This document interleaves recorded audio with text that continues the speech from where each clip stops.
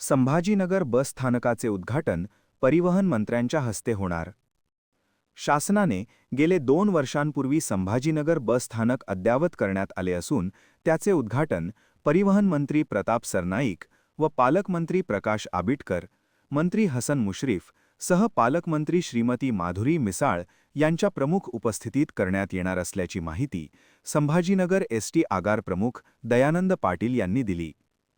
गेल्या 2 वर्षांपूर्वी संभाजीनगर बस स्थानक अद्ययावत करण्यात आले असून हे बस स्थानक उद्घाटनाच्या प्रतीक्षेत होते.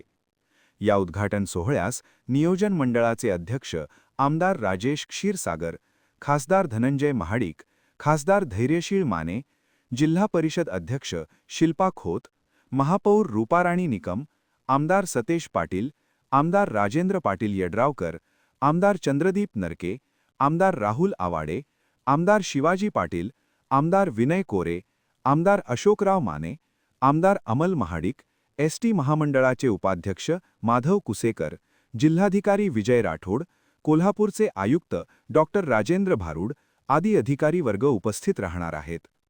महान कार्य न्यूजसाठी विजय बकरे, कोल्हापूर.